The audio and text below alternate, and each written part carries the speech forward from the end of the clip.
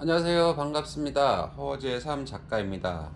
네, 오늘은 여러분들께 제가 2018년도에 제가 부동산 중개업소를 운영하면서 그동안 갈고 닦은 노하우를 한 권의 책으로 집대성한 저의 첫 책, 집주인이 보증금을 안 주네요 라는 책을 여러분들께 소개를 해드리겠습니다. 이 책은 저에게 작가라는 타이틀을 부여해주는 그러한 첫 책이기도 하고요. 제가 부동산 중개업소를 10년 가까이 운영하면서 그동안 많은 임차인분들, 임대인분들, 또 공인중개사분들, 여러분 다양한 분야의 여러분들을 만나면서 제가 어떻게 하면 이분들에게 조금이나마 도움을 드릴까라는 생각으로 해서 지었던 그러한 첫 책입니다. 저에게는 굉장히 의미가 있는 책이고요. 네, 오늘은 이 책을 한번 여러분들께 소개를 해드리고자 합니다. 먼저 프롤로그를 읽어보겠습니다. 누구나 알아야 할 부동산 이야기. 주거는 우리의 일상입니다. 지금 당신의 주거는 괜찮은가요? 주거 안정은 생활 안정, 건강과 직결되기에 무엇보다 중요합니다. 주택 공급은 차고 넘치지만 내 집 하나 없는 분들은 사는 게 불안의 연속입니다. 임대차 분쟁이 심각합니다. 최근 서울에서 소재한 다세대 주택에서 1년간 월세를 내지 못해 강제로 쫓겨난 임차인이 건물주에게 앙심을 품고 2층 복도에 휘발유로 불을 지른 일이 있었습니다. 소방차가 출동하고 신속한 구조 활동이 있었지만 임차인 여러 명이 다쳤다는 뉴스가 있었습니다. 보증금 지켜내기가 쉽지 않습니다. 최근 수도권에서는 주택 전세가 가격이 하락하면서 전세금을 제때 돌려받지 못하는 세입자들이 증가하고 있다고 합니다. 보증금이 전 재산이라고 할 수밖에 없는 세입자들은 보증금을 제때 돌려받지 못할까 전전긍긍해하고 있습니다. 이른바 역전세난이 우려됩니다. 좋은 집 구하기 생각보다 쉽지 않네요. 처음 방을 구하러 다닐 때부터 고난의 시간은 시작됩니다. 집주인과 세입자 사이에는 정보의 불균형이 발생하기 때문에 방을 구하러 다니는 분들은 집에 대한 정보나 선택권의 폭이 넓지 않은 게 사실입니다. 집에 하자를 숨기고 싶어하는 임대인과 빨리 계약서를 작성하고 부동산 중개보수를 받으려는 공인중개사 사이에서 편안하게 집을 볼 수가 없습니다. 결국 눈으로 대충 살펴보고 계약할 수밖에 없습니다. 또 하루에 대여섯 집을 보고 나면 힘도 들고 보고 온 집들이 머릿속에 가물가물하고 집들이 뒤섞여 헷갈리기 시작합니다. 이럴 때 이 책 속에 나와 있는 체크리스트를 미리 활용하면 방을 구하는 데 많은 도움이 될 것입니다. 임대인과 임차인은 갑을관계입니다. 국민의 주거생활 안정과 경제적 약자인 서민들을 보호하기 위한 취지에서 만든 관련 법들이 있지만 많은 면에서 임대인에게 유리한 제도와 간섭으로 구성되어 있다 보니 임대인과 임차인 사이는 갑을관계로 지날 수밖에 없습니다. 슈퍼갑도 있지만 슈퍼을도 있네요. 저는 현업에서 개업 공인중개사로 활동하면서 거래 당사들의 분쟁을 수도 없이 많이 목격하고 상담했습니다. 계약이 만기돼서 이사를 가야 하는데 보증금을 못 받아 한숨 짓는 임차인도 보았습니다. 사는 집 천장에서 빗물이 떨어져 양동이로 받치고 있어도 나몰랄 하는 임대인도 있습니다. 월세를 서너 달 연체해놓고 배째라며 버티는 세입자도 있습니다. 선무당이 사람 잡습니다. 임대인과 임차인이 답답한 마음에 인터넷에 하소연을 올리면 잘못된 답변들이 사실인 양 버젓이 올라와 있는 것들을 많이 보게 됩니다. 속담에 선무당이 사람 잡는다라는 말이 있습니다. 잘못된 상식을 가지고 대응했다가 오히려 낭패를 보는 일이 생길 수도 있습니다. 이럴 때 이 책 속에 나와 있는 내용만 읽어도 이러한 문제에서 해방될 수 있고 시간과 금전도 절약할 수 있습니다. 임대인, 임차인, 부동산 종사자 모두에게 도움이 됩니다. 이 책에서는 전문가들도 잘 모르는 문제들 중 임차인, 임대인, 공인중개사들이 가장 궁금해하는 항목 132가지를 뽑아 명쾌한 해법을 제시했습니다. 그동안 제가 부동산 현장에서 생생하게 터득한 지식과 경험, 실제 사례들의 노하우가 고스란히 담겨 있으며 관련 법률, 법원 판례 등을 접목시켜 신뢰성을 배가시켰습니다. 이 책은 초보자뿐 아니라 부동산 전문가들에게도 도움이 되는 책입니다. 네, 여기는 챕터 1, 2, 3, 4, 5 되어 있고요. 그리고 부록 1은 임대차 관련 기본 상식 용어 정리이고요. 부록 2는 임대차 관련 서식 및 법령이 실려 있습니다. 그럼 챕터 1으로 먼저 들어가 보겠습니다. 챕터 1. 계약 전 이것만은 꼭 확인하자. 건물의 방향은 남향이 좋아요. 예로부터 우리 선조들은 풍수지리적으로 방향을 중하게 여겨왔습니다. 가장 중요한 이유는 채광 때문입니다. 채광은 방 전체의 밝기뿐만 아니라 겨울철 난방비, 집안 온도 및 습기에도 영향을 줍니다. 따라서 방을 구할 때에는 햇볕이 잘 드는 낮 시간대에 살펴보고 불을 끄고도 빛이 잘 들어오는지 저녁에도 가서 확인해 보는 게 좋습니다. 일반적으로 남향, 동향, 서향, 북향 순으로 선호도가 좋은 편입니다. 각 방향별 장단점을 체크해서 나에게 적합한 방향을 선택하는 것이 좋습니다. 남향, 하루 종일 집안에 햇볕이 들어와 채광이 좋습니다. 여름에는 내부로 햇볕이 적게 들어 시원하고 겨울에는 햇볕이 깊숙이 들어 따뜻합니다. 에어컨이나 보일러를 덜 사용해도 되기 때문에 냉난방비를 절약할 수도 있습니다. 동향, 동쪽에서 해가 뜨므로 아침 햇살의 기운을 받아 풍수지리기적으로 좋습니다. 오후에는 햇볕이 들어오지 않아 어둡습니다. 여름에는 시원하고 겨울엔 춥습니다. 맞벌이 부부에게 적합한 방향입니다. 서양, 동양과 반대로 오후에 햇볕이 잘 들어오며 여름에는 덥고 겨울에는 따뜻합니다. 유치원생이나 초등학생 자녀를 둔 가정에서 선택하면 좋습니다. 그러나 겨울철 해가 일찍 떨어지면 내부가 어두운 경향이 있습니다. 북향, 해가 잘 들지 않아 집안이 어두우며 겨울에는 춥습니다. 주로 외부에서 보내는 시간이 많은 가정이나 야간 근무로 인해 주간에 잠을 청하는 분들에게 적합합니다. 낮과 밤 천지 차이네요. 방을 구할 때에는 주로 낮에 보러 가게 되는데 낮에 보는 방하고 밤에 보는 방은 많이 다르다는 점을 유념해야 합니다. 낮에 방문했을 때에는 햇볕도 잘 들어오고 주차 공간도 널찍했는데 밤에 방문해 보면 또 다를 수 있습니다. 밤에는 거주하는 임차인들이 거의 퇴근해서 집에 와 있으므로 주차 공간을 정확히 확인할 수 있습니다. 낮에는 조용했다가 밤이 되면 유동인구가 증가하면서 시끄러워질 수도 있습니다. 또한 길가에 서 있는 가로등이나 식당, 유흥업소 등에서 나오는 불빛들 때문에 주거에 불편함이 많을 수도 있습니다. 따라서 마음에 들고 계약하고 싶은 방이 있다면 번거롭고 힘들더라도 낮과 밤 두 번 정도는 방문하는 게 좋습니다. 소음, 진동, 방음 및 치안 상태 중요해요. 싱글족이나 여성 혼자 거주하는 가구가 증가함에 따라 이들을 노리는 범죄가 급증하고 있습니다. 따라서 너무 외진 곳이나 밤에 사람의 왕래가 적은 골목 안쪽에 위치한 집은 피하는 것이 좋습니다. 외부에서 중점적으로 확인해야 할 부분 1. 경찰서나 지구대는 반경 어느 정도 거리에 위치해 있는가? 2. 외부 소음이 많은 유흥가나 차가 많이 다니는 대로변은 아닌가? 3. 건물, 주차장이나 출입문 방향으로 CCTV가 설치되어 있는가? 내부에서 중점적으로 확인해야 할 부분 1. 방화문은 이중 잠금 장치가 되어 있는가? 2. 현관문과 창문은 잘 닫히는가? 3. 창문은 이중창이 설치되어 있는가? 4. 입주하는 방 주변에는 어떤 분들이 거주하고 있는가? 5. 생활 소음은 없는가?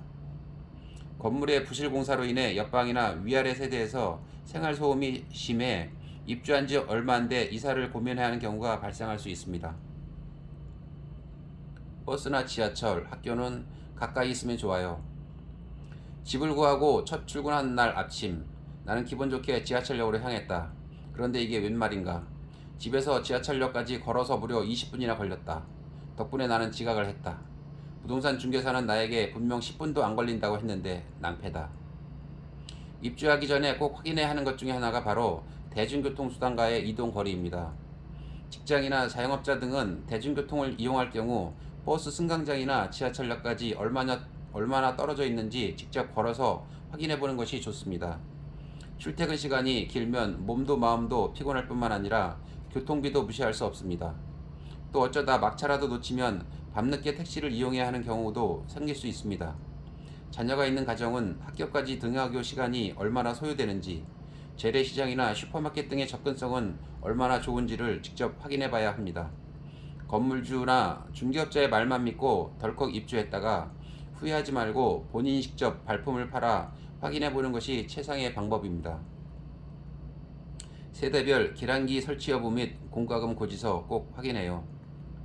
각 세대별로 전기, 도시가스, 수도 계량기 등이 개별적으로 설치되어 있는지 확인하고 건물주에게 계절별 요금을 미리 확인해 보는 것이 좋습니다.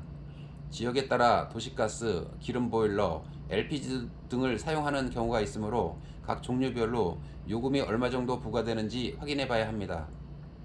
관리비 포함 항목은 보셨나요?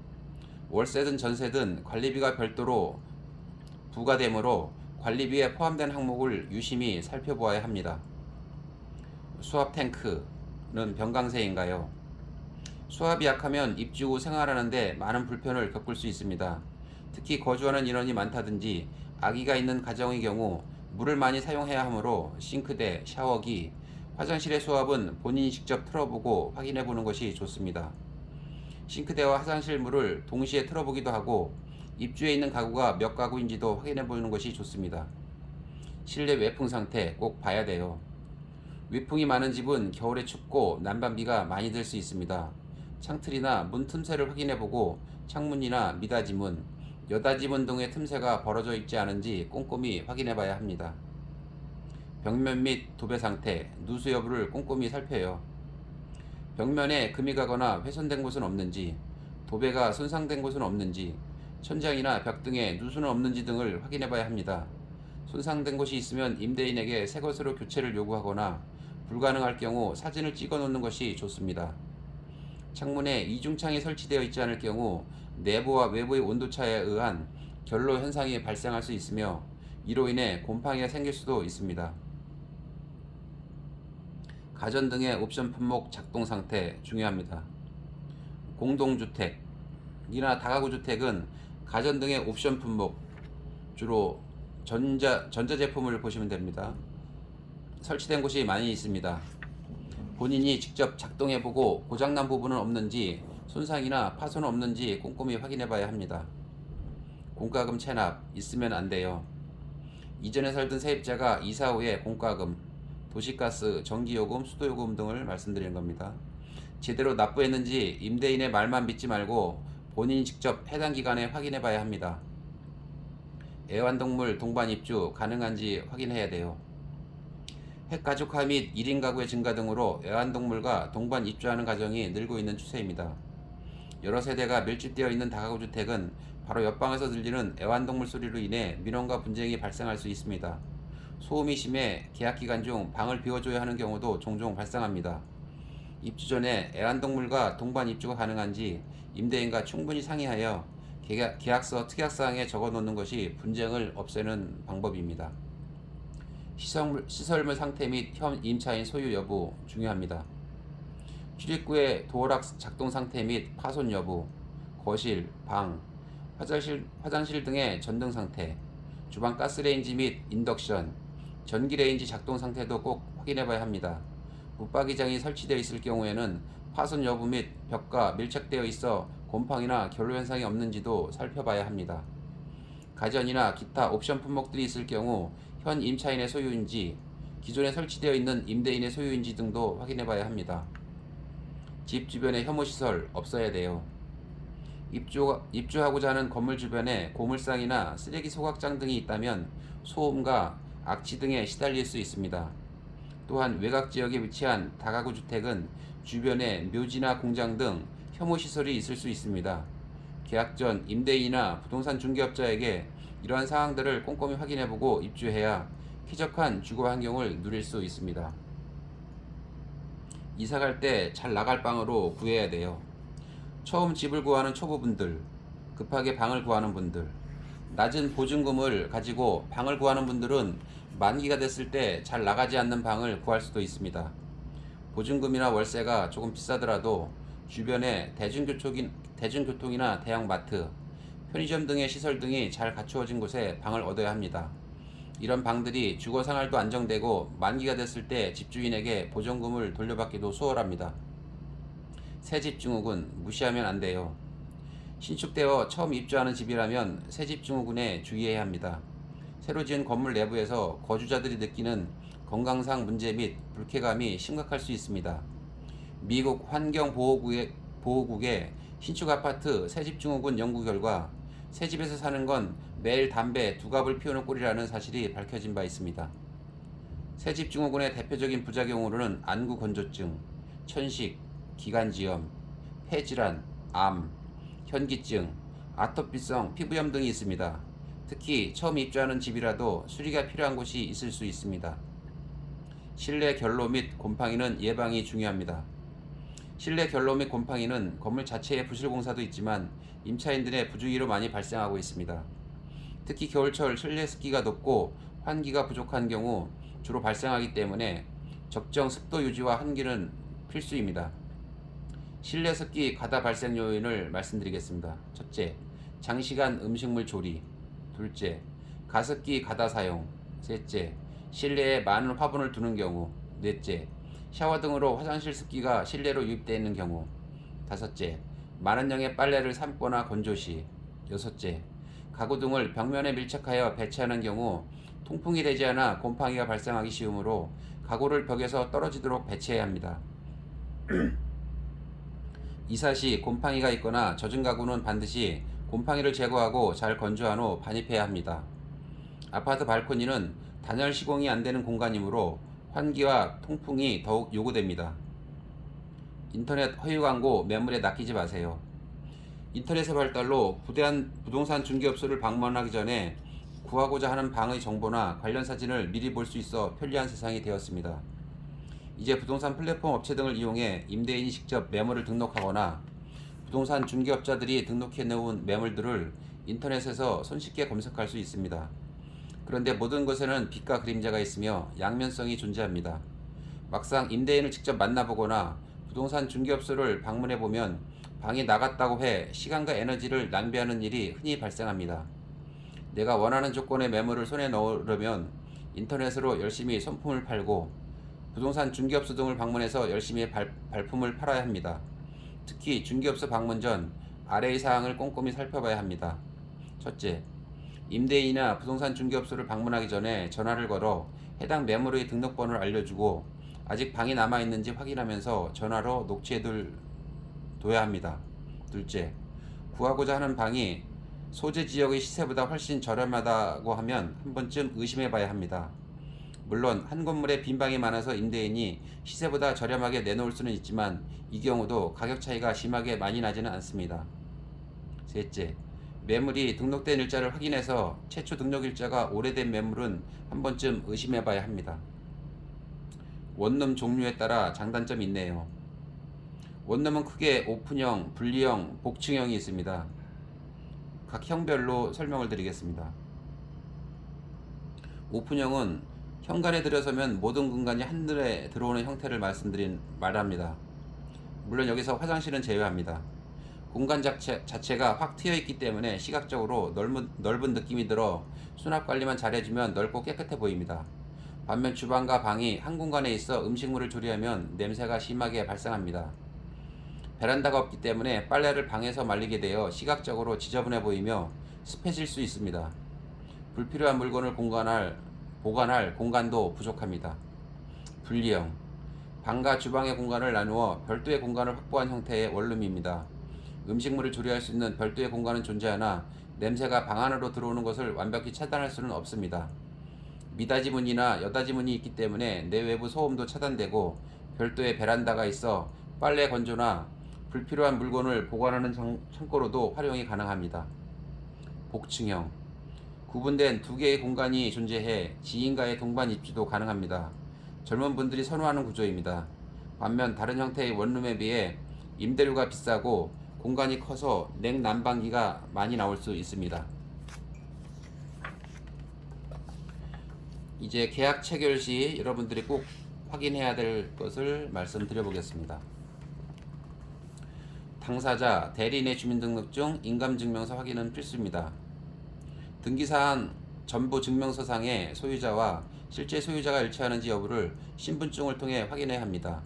또 대리인과 계약 체결 시에는 임대인의 임금도장이 날인된 위임장, 인감증명서, 대리인의 신분증을 확인 후 복사해서 보관해야 합니다.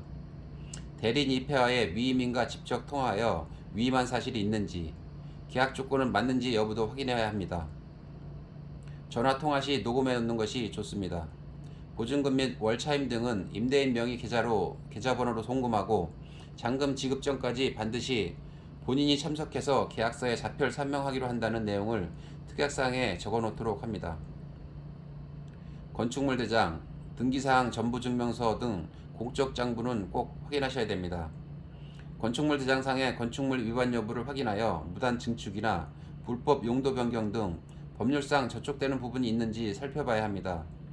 등기사항 전부증명서의 경우 각구란에서 압류, 가압류, 가처분 등의 여부를 확인할 수 있습니다. 일구란에서 근저당권, 전세권 설정 등의 여부를 확인할 수 있습니다. 등기사항 전부증명서에는 계약 체결 전 중도금, 잔금 지급 시 변동사항이 있는지를 확인해야 합니다.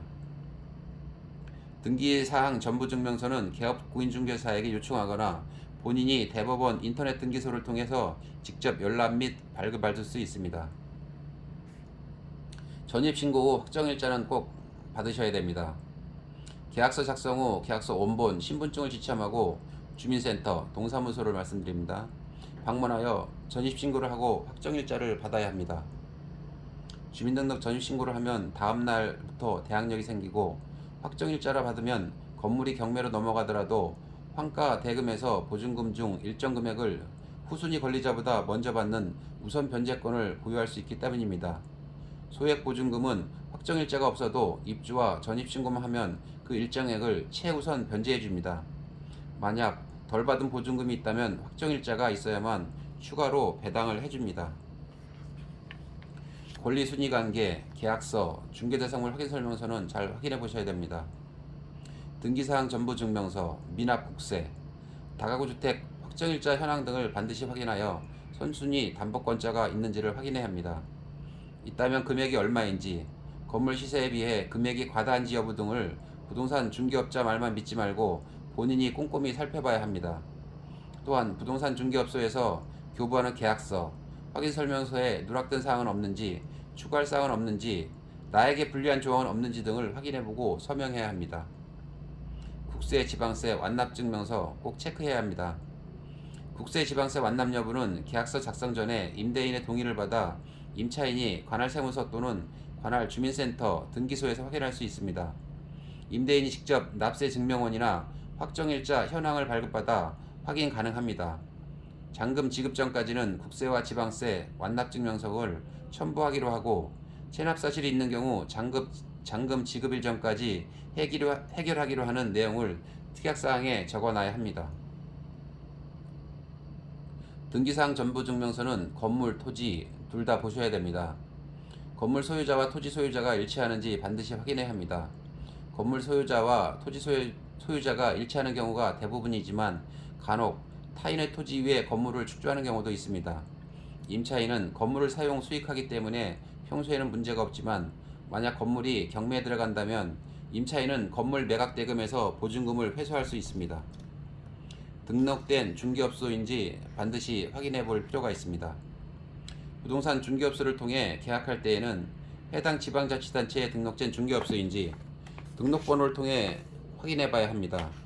개업공인중개사가 중개업소의 벽에 걸려있는 사업자 등록상의 대표자인지 중개사고 발생 시 지급하는 업무 보증에도 가입되어 있는지 확인해 봐야 합니다.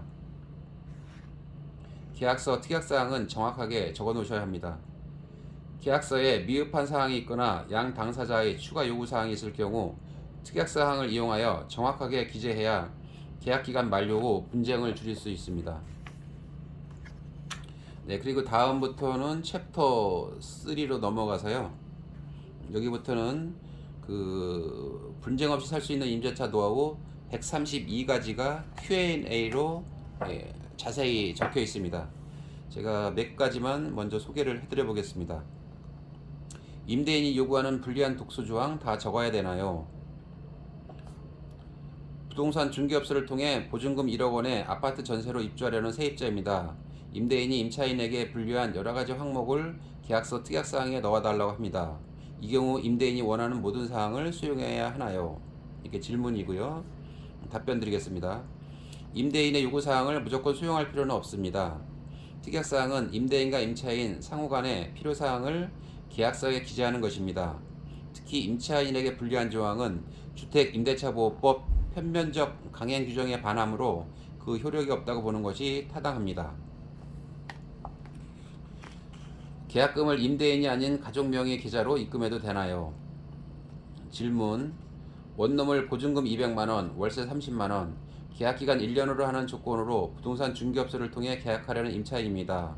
계약서 작성 시 임대인에게 사정이 있어 계약금 20만원을 가족 명의의 통장으로 입금해달라고 합니다.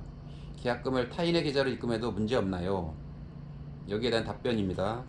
계약금을 포함한 모든 금액은 임대인의 계좌로 입금해야 법적 분쟁 발생 시 증거의 근거 자료가 됩니다. 불가피하게 타인의 계좌로 입금할 경우에는 임대인과 직접 통화해서 입금 여부를 확인하고 영수증 등을 받아두어야 합니다.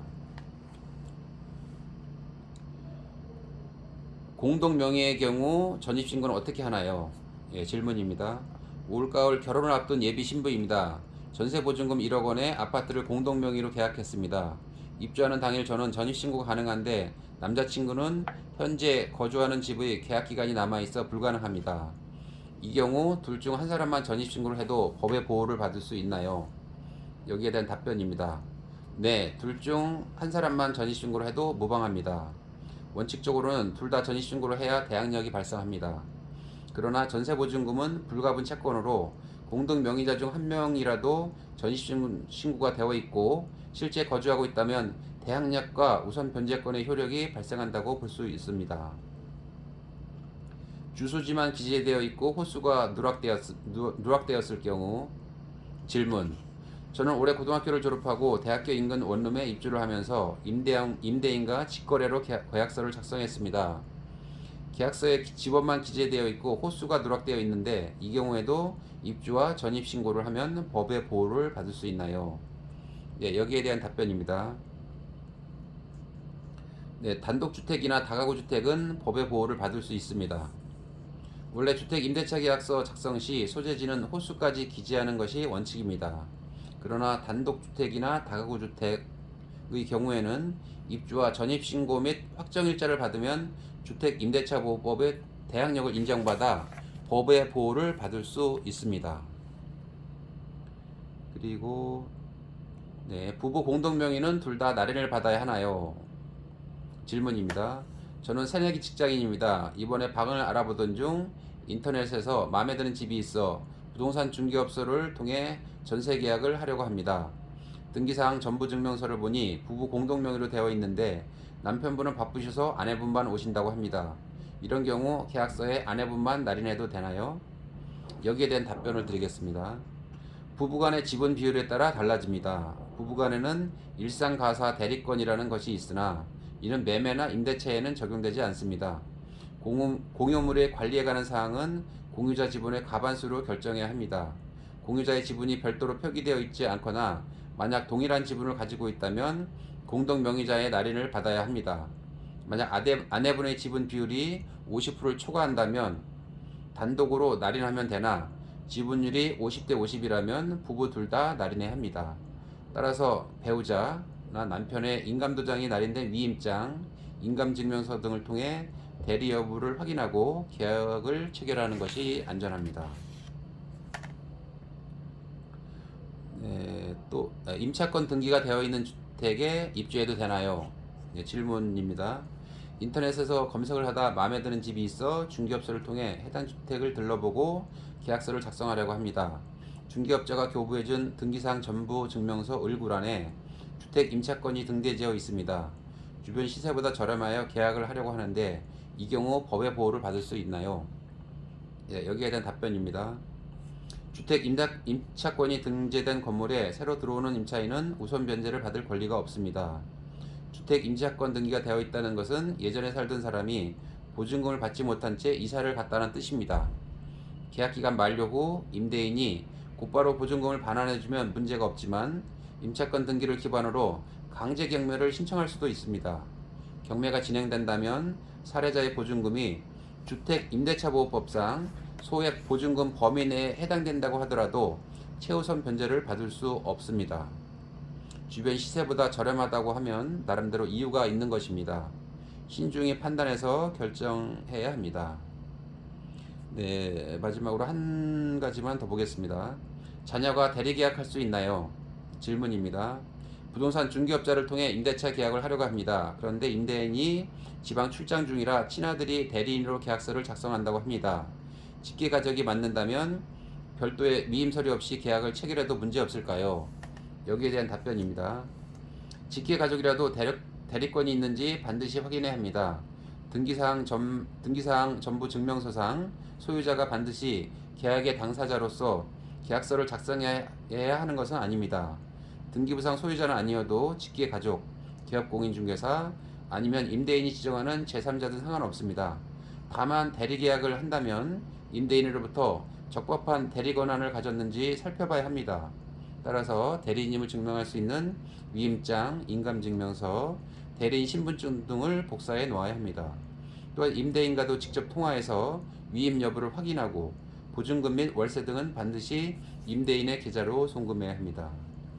네, 이외에도요, 임대차 노하우 132가지가 여기 수록되어 있으니까요. 관심 있는 분들은 네, 이 책을 한번 구입해서 보시기 바랍니다. 네, 오늘 저는 여기까지 마치고요. 다음에 더 좋은 책으로 다시 찾아뵙겠습니다. 감사합니다.